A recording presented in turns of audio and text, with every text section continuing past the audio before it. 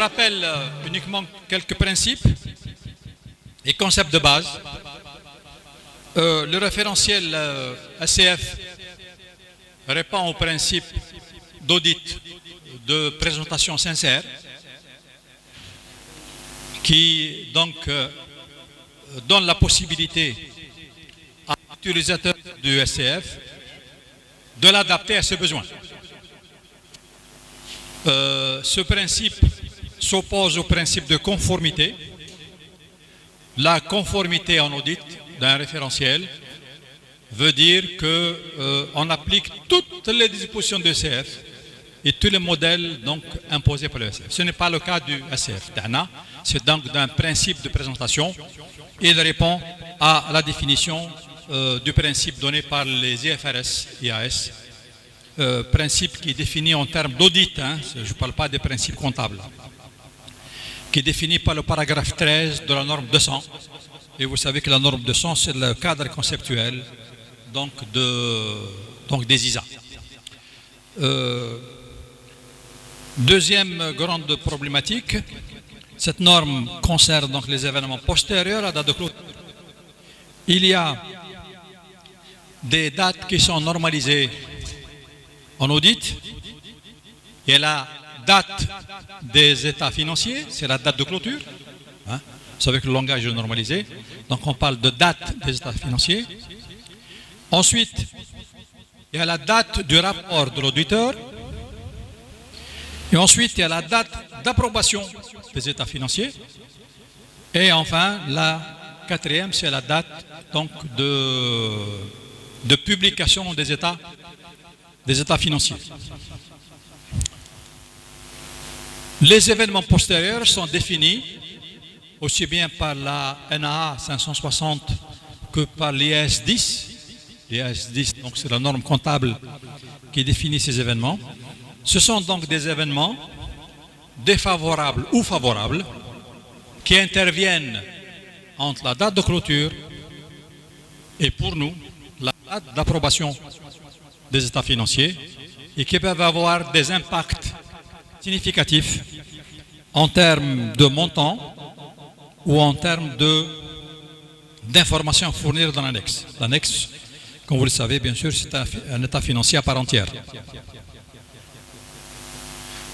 Et donc,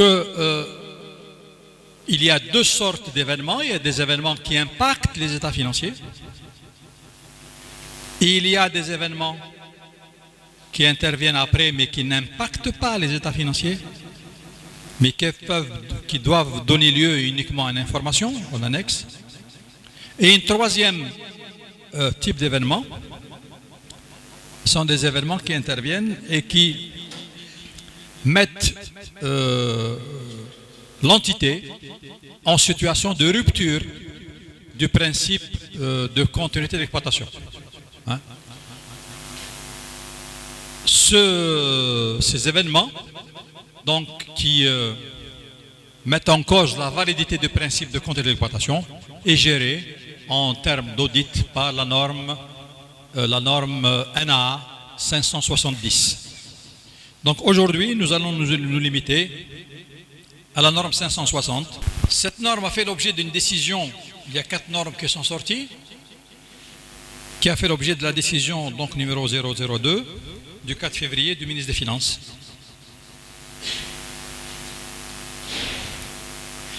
Alors, elle traite des diligences que l'auditeur doit développer, donc, qui traite tous les événements intervenus entre la date de clôture et la date du rapport à laquelle a signé, donc, la date à laquelle a signé l'auditeur. Et elle traite ensuite des événements qui interviennent entre la date de signature du rapport et la date d'approbation des états financiers par les organes dirigeants. Et elle traite également des événements qui sont intervenus après la date de publication.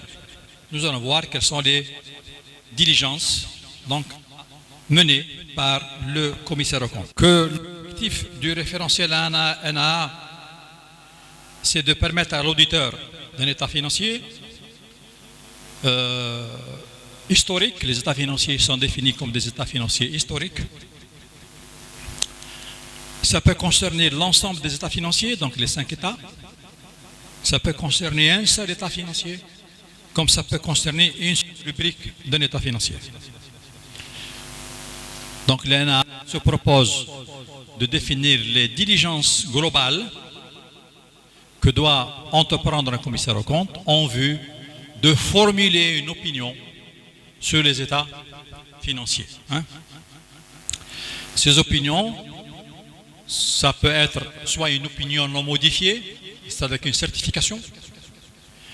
Une opinion non modifiée, pourquoi? Parce qu'il ne faut pas oublier que ces normes sont le fruit d'une culture et d'une économie qui n'est pas la nôtre, qui est plus développée que la nôtre, où l'organisation des entreprises est au top, où la comptabilité n'a pratiquement jamais de retard. Et donc, l'auditeur arrive avec cette position. Il est dans un environnement performant au sens d'organisation en termes de comptabilité. Et donc, il a une opinion favorable. Donc, il sait qu'il va certifier les états financiers. Donc, son objectif, ce n'est pas, comme je le vois de temps en temps, et je le perçois de temps en temps chez nous, de rejeter les comptes. Notre objectif, c'est de certifier les comptes. Et pour cela, toutes les normes prévoient tout un système de communication permanent entre l'auditeur et les organes dirigeants ou la gouvernance d'entreprise pour donc arriver à la certification des comptes. La deuxième forme d'opinion, ce sont des opinions, c'est une opinion modifiée. Deux sortes d'opinions modifiées, soit une acceptation avec réserve, soit une acceptation, soit un refus de certification. Et nous avons au niveau international une quatrième formulation, c'est l'absence d'opinion, l'impossibilité de se prononcer. Nous l'avons prévu dans le NAA uniquement pour l'audit contractuel. Parce que l'audit financier, donc ce sont des techniques à mettre en œuvre, aussi bien pour l'auditeur légal que par l'auditeur contractuel. Donc il développe les mêmes diligences, etc. etc. Un audit, dans tout audit, oui, tout audit, il y a un risque d'audit. Le risque d'audit, c'est la somme donc du risque de non-détection de l'auditeur et du risque d'anomalie significative qui est attaché à l'entité. Les risques d'anomalie significative pour l'entité, c'est quoi? C'est le risque qu'il y a une erreur ou des fraudes, une anomalie significative en termes de fraude ou en termes d'erreur ou d'omission, et le risque inhérent à la branche d'activité dans laquelle donc active la société.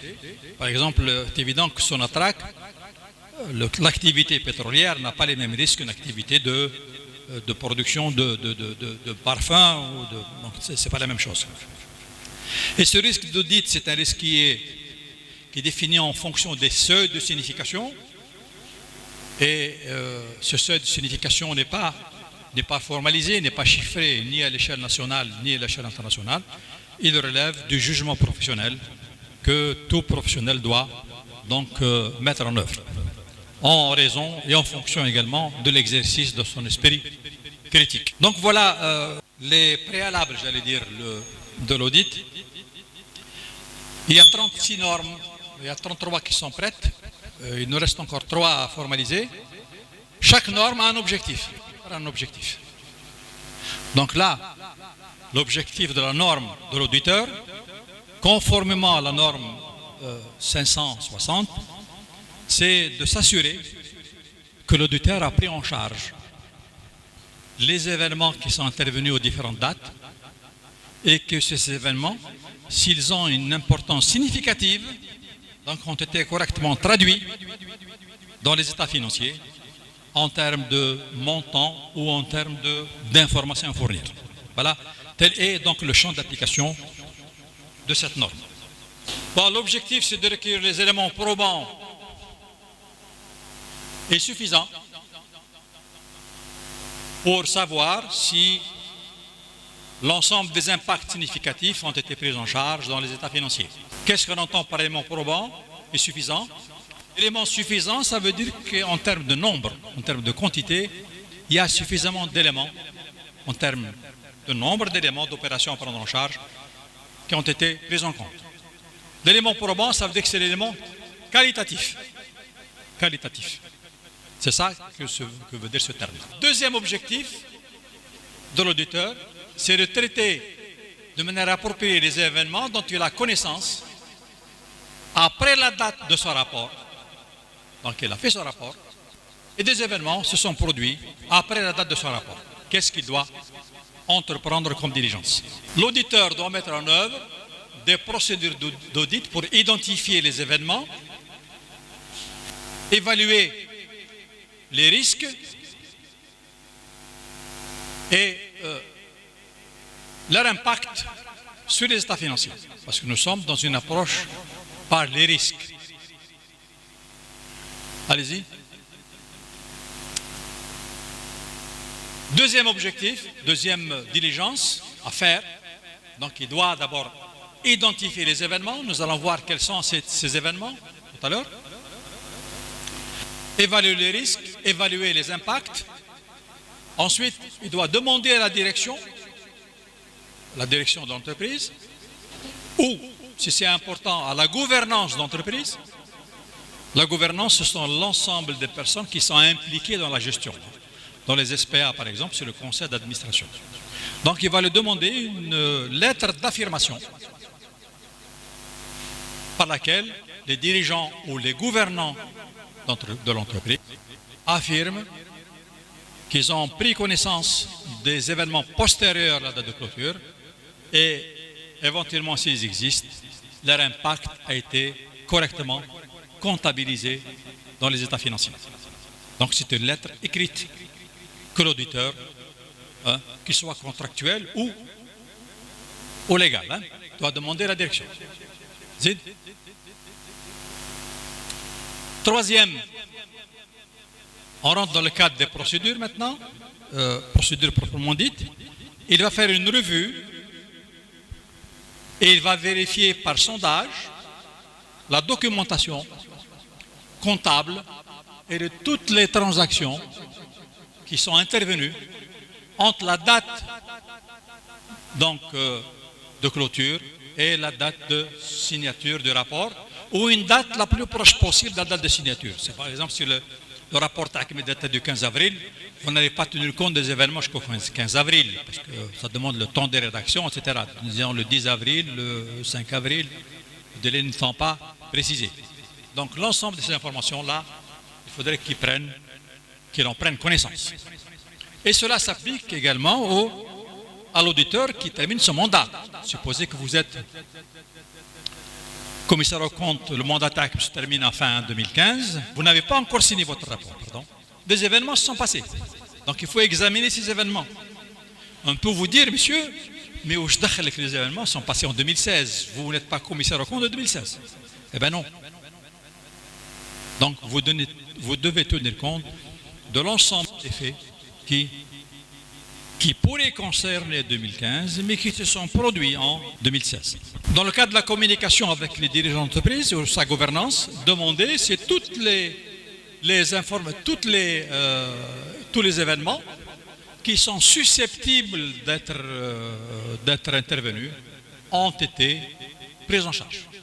Donc, il faudra dialoguer avec l'entreprise et le gouvernant de l'entreprise. Dans ce cadre-là, l'auditeur va s'intéresser, par exemple, au fait qu'il y ait de nouveaux engagements, des emprunts, des garanties ont été données durant cette phase-là.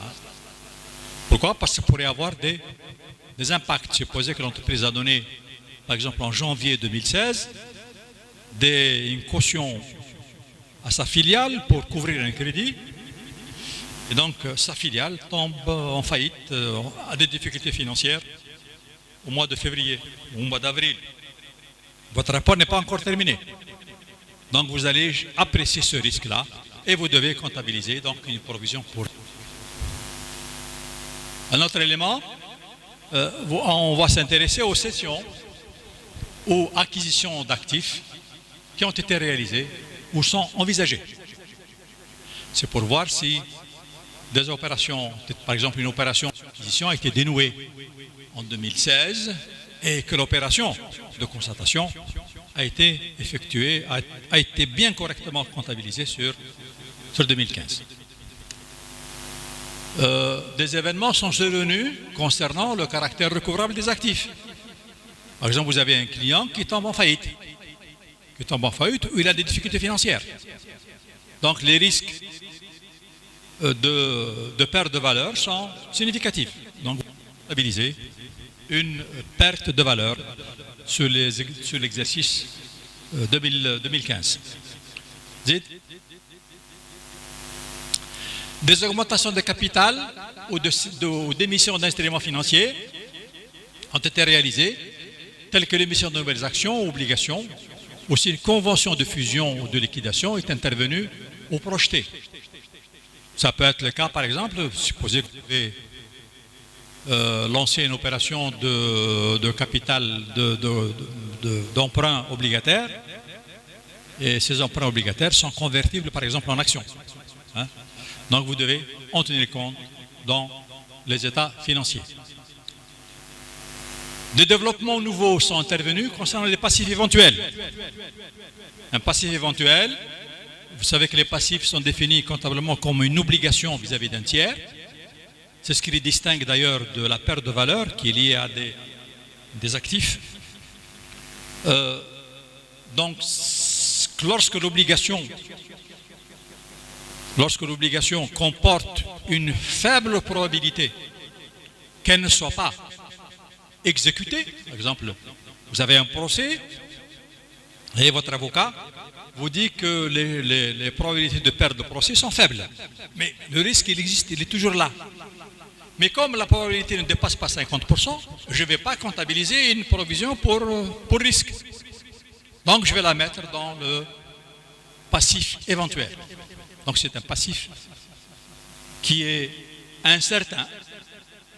Et je dois le signaler. Pourquoi? Parce que le passif éventuel peut se transformer ou dans les années ultérieures en passif véritable. Donc je dois en tenir compte. Deuxième possibilité, si je suis, pour en tenir compte, je suis commissaire aux comptes d'un groupe, d'une entreprise qui a acquis une filiale, et cette filiale a des passifs éventuels.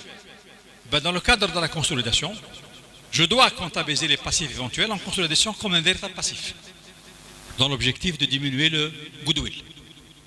D'accord? Zid? Les événements postérieurs sont intervenus concernant par exemple les estimations de provisions. Vous avez un jugement qui est intervenu courant du mois Ada, et donc il est en liaison avec un fournisseur ou en liaison avec un litige avec un client. Donc à partir du moment où le jugement est intervenu, la provision devient pratiquement un passif plus ou moins certain. Je dois donc la comptabiliser. Tout ceci pour dire que les comptes de l'exercice ne s'arrêtent pas au 31-12, ils continuent. Et sans que cela puisse contredire le principe d'indépendance des exercices ou la définition des charges ou des produits. C'est parfaitement conforme donc à ces principes qui sont posés par le cadre conceptuel de SCF et des IFRS. Zid.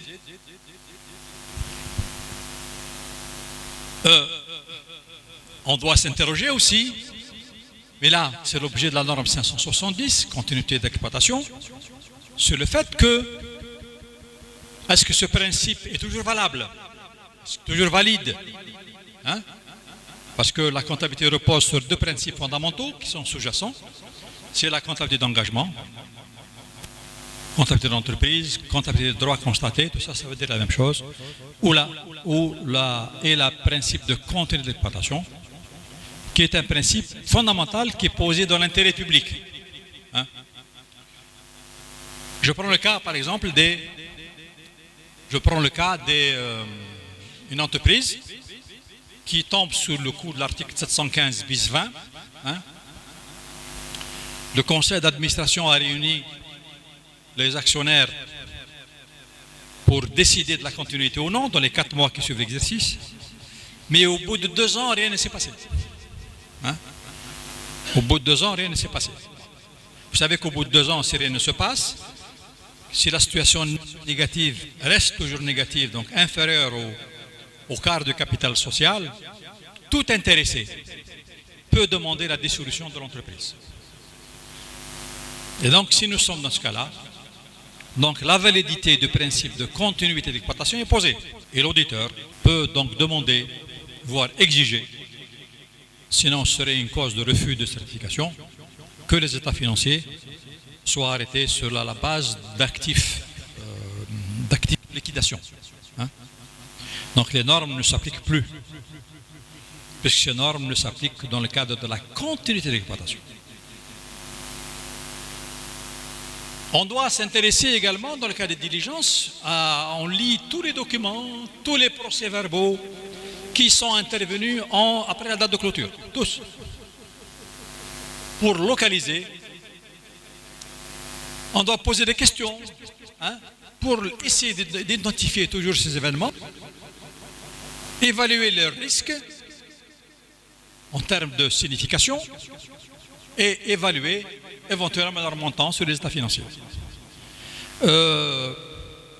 Quand on dit risque, c'est toujours en termes de seuil de signification. Hein. Ce seuil n'est pas défini par la réglementation nationale ni par la réglementation internationale, parce qu'il fait appel au jugement professionnel qui varie d'un individu à l'autre.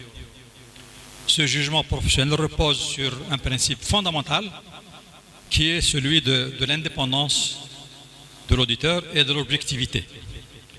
Et en liaison avec ce que s'est dit hier, un des fondements de l'indépendance du commissaire aux comptes, de l'auditeur, c'est sa formation continue. Si on n'est pas formé,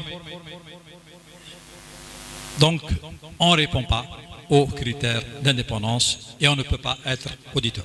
On prend en considération également les états financiers, les états pas financiers. Par exemple, la balance. Si nous sommes dans une société cotée en bourse, donc les états financiers intermédiaires qui sont publiés, donc on doit en prendre connaissance. Hein?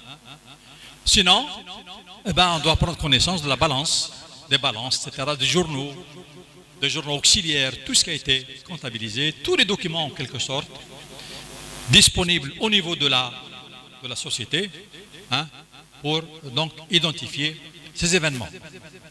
Bon, maintenant, si l'entreprise refuse de donner ces informations, donc ça devient un élément à risque. Et donc on pose un élément à risque qui donc doit demander des procédures alternatives et qui peuvent conduire à, si l'auditeur juge que des événements seraient intervenus et auraient des incidents significatifs, ça peut entraîner donc un refus de certification. Et dans les rapports de l'auditeur, il doit mentionner, je ne sais pas, je ne me rappelle pas si dans les rapports TANA obligatoires, je sais qu'il y a un rapport sur la continuité d'exploitation, mais je ne sais pas s'il y a un rapport sur les événements postérieurs à la date de clôture. Eh bien, ce serait, on actualise notre réglementation, parce qu'il faut signaler dans votre rapport, même si ce n'est pas prévu par la réglementation, il faudra que vous signalez dans votre rapport qu'il n'y a pas eu d'événement donc significatif, etc. Ou alors il ne m'a pas été donné de constater l'existence de tels événements et je n'ai pas reçu d'informations en ce sens de l'entité qui puisse me conduire à laisser penser qu'il y a des événements postérieurs. Il faut le mentionner dans votre rapport, ça dégagera votre responsabilité. Donc c'est toujours le seuil de signification. Et on m'a toujours posé la question, je profite de l'occasion pour le repréciser, le seuil, donc on m'a posé la question sur l'exhaustivité, le principe d'exhaustivité, qui veut dire que même si vous avez une opération d'1 centime, vous devez la comptabiliser. Hein. D'accord? et le principe de sincérité en comptabilité, hein, pas le principe de sincérité en audit. Le principe de sincérité en comptabilité, c'est de présenter l'information au niveau des états financiers lorsqu'elle est significative. Je prends un cas uniquement et je ferme la parenthèse. Vous avez des immeubles de placement qui sont évalués de manière donc à la juste valeur, et donc vous devez, si c'est significatif, vous devez leur laisser une place dans le bilan. Place, immeuble de placement. C'est toujours un 21. Bon, il n'y a pas de compte dans le bilan, hein. Donc il y a émulsion corporelle et immeuble de placement lorsque c'est significatif. D'accord? Voici donc les événements, tous les diligences à opérer, date de clôture, date de signature de rapport. D'accord? Je précise également que la règle comptable, une norme comptable ou une interprétation l'emporte sur un principe de base. Hein. D'accord? Je prends le cas du principe de prudence qui nous oblige à comptabiliser des pertes de valeur ou des provisions. Hein. Ben, lorsque nous avons des instruments financiers qui sont évalués à la juste valeur, etc., on les comptabilise en résultat, même si c'est un plus-value latente, en résultat ou en capitaux propres. D'accord? Donc la règle l'emporte sur le principe. Deuxième grand événement, c'est les événements qui se produisent après la date de signature. Logiquement, après la date de signature de son rapport, il dépose son rapport au niveau des organes de l'entreprise. Son rapport est destiné aux organes délibérants. Hein. Donc logiquement, il n'a pas d'audit complémentaire à effectuer.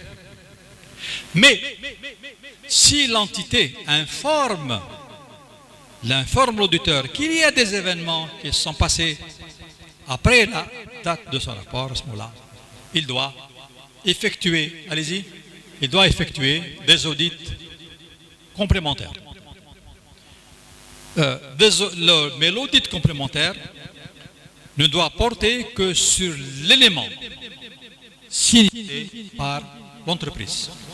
Il n'a pas d'autre obligation à faire, à mentionner dans son rapport. D'accord? Vous savez que la loi de finances de 2009 donne la possibilité aux actionnaires de modifier le bilan fiscal 21 jours après la date de réunion, la date de l'Assemblée, sous réserve de production donc, du PV de l'Assemblée, accompagné du rapport du commissaire aux comptes. D'accord? Ben à ce moment-là, si c'est le cas, le commissaire aux comptes doit faire un rapport uniquement qui porte sur les modifications. Hein? OK? Sur ces modifications, il doit les signaler. Comment il doit faire? Donc son rapport est deux possibilités. Son rapport est déposé au niveau de l'entité. Il est déposé au niveau de l'entité. Et là également, il y a deux cas. Ces événements, ils ont une incidence significative, comme toujours. Hein. Premier cas, l'entité décide de modifier les états financiers. Qu'est-ce qu'il fait? À ce moment-là, soit qu'il reprend son rapport, d'accord? Il va ajouter un paragraphe dans son rapport qui va porter uniquement sur la modification apportée. On appelle ça la double datation. Donc il va avoir une date l'oula et la date deuxième qui tient compte de la modification. Deuxième possibilité, il peut reprendre carrément son rapport, le refaire, d'accord? Mais il doit mentionner dans son rapport que ce rapport a été amendé pour tenir compte de telle et telle modification. D'accord? Voilà. Alors, vous voyez que la date de rapport est extrêmement importante. Hein? C'est extrêmement importante. Là, j'avoue que jusqu'au moment où je me suis un petit peu intéressé aux normes d'audit, je mettais n'importe quelle date. Hein. J'ai terminé mon rapport il y a un mois, je signe mon rapport la veille, 15 jours avant, quoi, alors que mon rapport est terminé depuis longtemps. Mais je courais le risque, si des événements importants se sont passés après, eh ben, je courais le risque d'être ennuyé au niveau de la justice. Voilà, c'est extrêmement important. Dernier point, Fadl. Oui, deuxième sous-cas. Donc, premier cas, on a vu, l'entreprise accepte de modifier les états financiers. Deuxième cas, le rapport sont chez l'entité et l'entreprise décide de ne pas modifier les états financiers. À ce moment-là, il doit saisir l'entité ou il doit saisir l'organe dirigeant, les actionnaires, pour leur dire de ne pas utiliser son rapport. Que son rapport ne doit pas être publié sans que les états financiers soient modifiés. D'accord? Si les états sont quand même publiés, à ce moment-là, il doit saisir un juriste pour lui dire ce qu'il faut faire. Parce que l'idée, c'est que ces états financiers qui comportent des anomalies significatives ne puissent pas être considérés par leurs utilisateurs comme être certifiés par le commissaire aux comptes. Voilà l'objectif un petit peu de toutes ces diligences. Le dernier cas, les états financiers sont publiés. Il y a des événements importants qui se passent. Dans la norme IAS 10 qui traite sur le plan comptable ces événements postérieurs,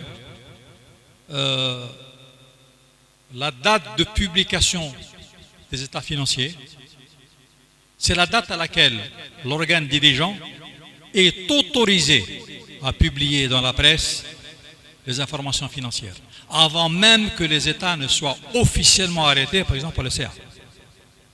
Et c'est ce qui arrive le plus souvent dans les économies développées, qui disposent d'un marché financier réglementé. Les états financiers, qu'on appelle ça, les états financiers synthétiques sont publiés avant qu'ils ne soient arrêtés. C'est pourquoi? C'est pour alimenter les besoins en matière d'information, les besoins du marché. D'accord? Et il est dit également que par date d'approbation, il est entendu la date de publication de ces états. C'est ce que dit la norme IAS 10. Et cette expression est reprise dans la norme ISA 560. D'accord? Bon, voilà.